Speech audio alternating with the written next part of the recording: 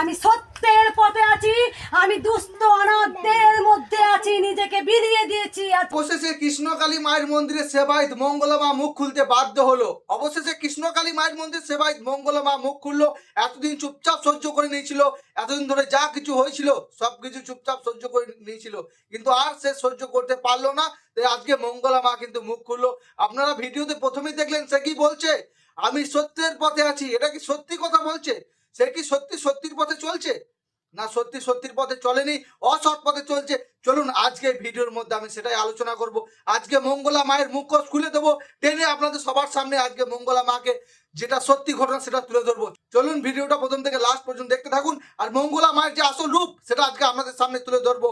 তো প্রথমে জানাই জয় কৃষ্ণকালী মায়ের জয়। কারণ মায়ের চরণে শতকোটি প্রণাম আমাকে জানাতেই হবে, কারণ মাকে নিয়ে যখন ভিডিও করছি সেই ভিডিওটা আমি ভালো দিক তুলে ধরি বা খারাপ দিক, মায়ের চরণে প্রথম শতকোটি প্রণাম জানাই। জয় কৃষ্ণকালী মায়ের জয়। আর মঙ্গলা মা তোমাকেও বলছি, তুমি যদি ভিডিওটা দেখো প্রথম থেকে লাস্ট অব্দি দেখবে, একটুখানি দেখে চলে যাবে না। আর তোমাদেরকে সবাইকে বলছি, কারণ আজকের ভিডিওটা একটু অন্যরকম হতে চলেছে। তোমরা যারাই ভিডিওটা দেখছো একটুখানি দেখে কেউ বাজে কমেন্ট করবে না। পুরো ভিডিওটা দেখো, প্রমাণ ছাড়া কখনো কথা বলি না আমি। প্রমাণ দেখাবো তারপরে ভিডিওতে কথা বলবো। তো আপনারা সবাই দেখলেন ভিডিওর প্রথমেই কৃষ্ণকালী মা কি বললো। কৃষ্ণকালী মায়ের সবাই মঙ্গলা মা বলছেন সত্যের পথে চলছি। কতটা সত্যের পথে চলছে, সেখানে প্রত্যেকদিন লাখো লাখো ভক্তরা আসছে, মন্দিরে এসে এত এত উপকার পাচ্ছে, এত এত টাকা পয়সা দিয়ে যাচ্ছে, এত কিছু করছে। তো সত্যের পথে কোথায় চলছে? অনেকেই বলছে কৃষ্ণকালী মায়ের মন্দিরে গিয়ে নাকি মঙ্গলা মা এত এত টাকা চাই, এত এত পয়সা চাই, এই এত ভক্ত ভাড়া করে নিয়ে আসে। তাহলে কিভাবে সত্যের পথে চলছে আপনারা বলুন তো কমেন্টে, দেখি সত্যের পথে কিভাবে চলছে। কৃষ্ণকালী মায়ের মন্দির সত্যের পথে চলে। আমি 2-3 বার গেছিলাম কৃষ্ণকালী মায়ের মন্দিরে। তো সেখানে গিয়ে দেখলাম প্রচুর প্রচুর ভক্ত আছে, পুরো চারিদিকে ভক্তই একদম ছড়াছড়ি।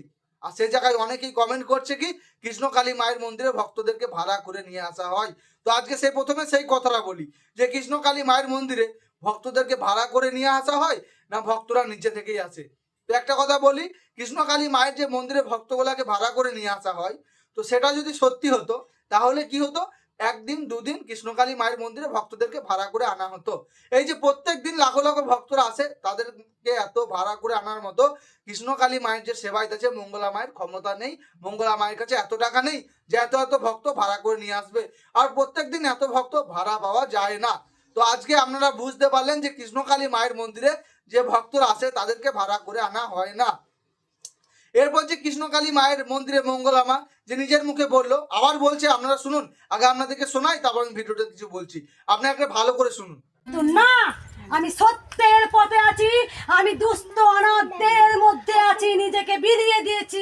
বলছে আমি সত্যের পথে চলি। আচ্ছা সত্যের পথে যদি চলে, তাও আপনারা যে কমেন্টগুলো করছেন, অনেকে বাজে কমেন্ট করছেন, অনেকে বাজে ভিডিও বানাচ্ছেন। তো আপনাদেরকে একটা কথা বলি, দুদিন আগে 1 জানুয়ারি মানে 2026 সালের প্রথম দিন মঙ্গলা মা কিন্তু মন্দিরে আসার আগে 32 জনাকে জ্যাকেট দিয়েছে। তো সেই টাকাগুলো কোথা থেকে আসছে?